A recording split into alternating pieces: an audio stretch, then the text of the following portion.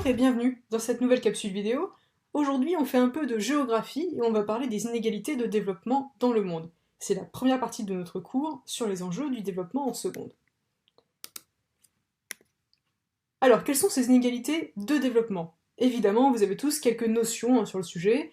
À l'école primaire et puis surtout au collège, en 5e, vous avez déjà eu l'occasion de travailler sur les inégalités et vous devriez avoir quelques restes normalement. Enfin, en tout cas, on va l'espérer.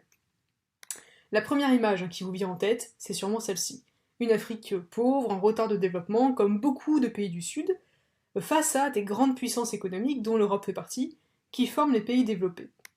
En réalité, et c'est un point très important, ces inégalités, elles existent aussi à d'autres échelles, régionales et locales, et je suis certaine que vous avez déjà étudié cette photographie, celle d'une favela de Rio de Janeiro, au Brésil, où un bidonville côtoie des appartements de luxe.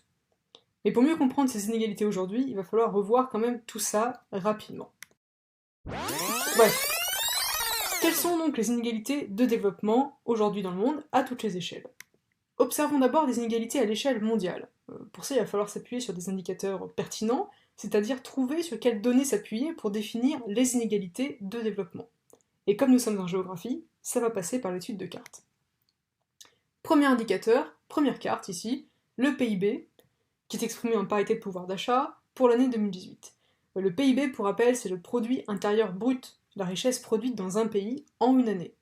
Cette carte, elle est un petit peu particulière.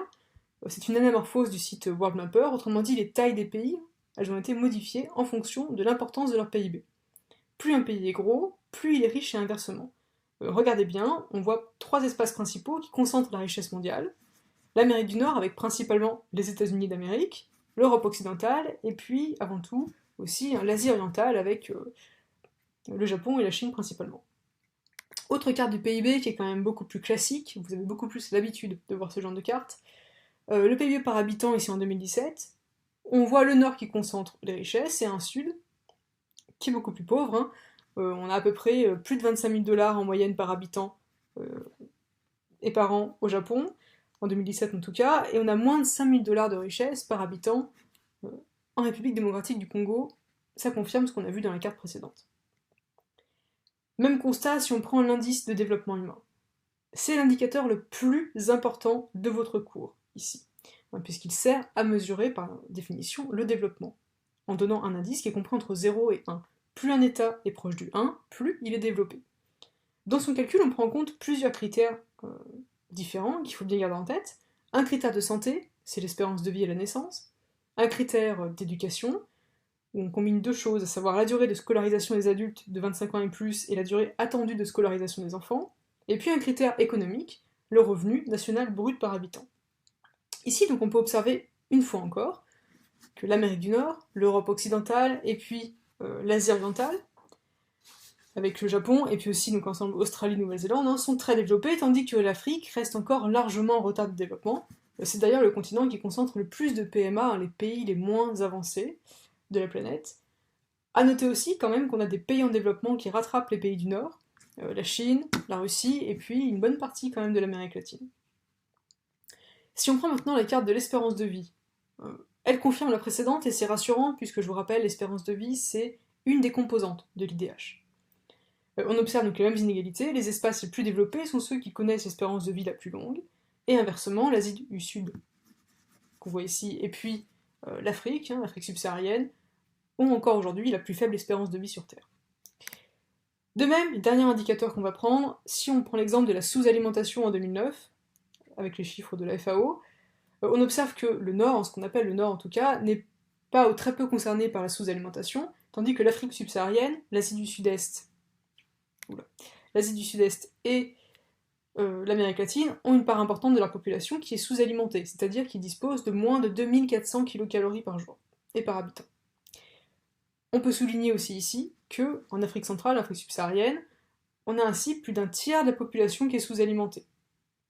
Donc on a un véritable problème quand même en Afrique subsaharienne qu'il faudra bien garder en tête pour le reste du cours.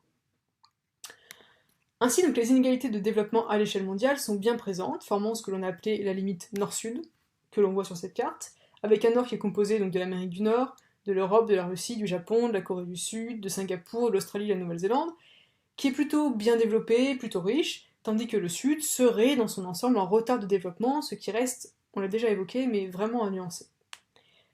Ces inégalités, en fait, on les retrouve à toutes les échelles, et pas que à l'échelle mondiale.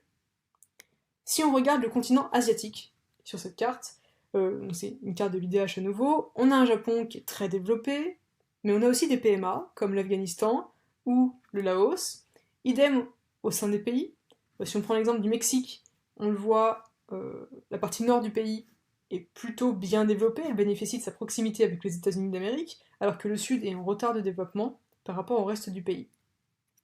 Ces inégalités, on les retrouve dans des ensembles du sud, mais aussi dans des ensembles du nord, à l'échelle aussi locale.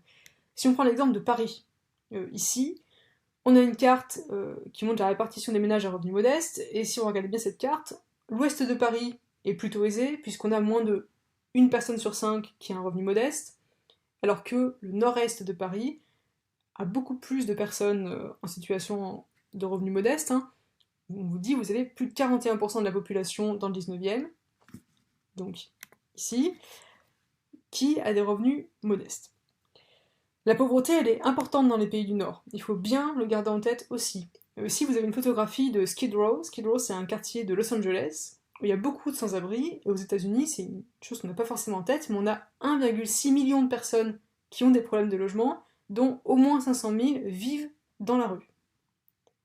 Donc la question de la pauvreté, problème du Sud, mais problème du Nord aussi. Inégalité de développement à penser vraiment à toutes les échelles. Et donc justement, l'enjeu majeur aujourd'hui, c'est la réduction de ces inégalités à toutes les échelles.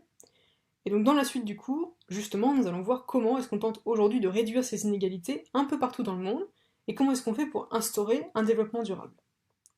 Merci d'avoir visionné cette capsule, et puis à très bientôt en classe.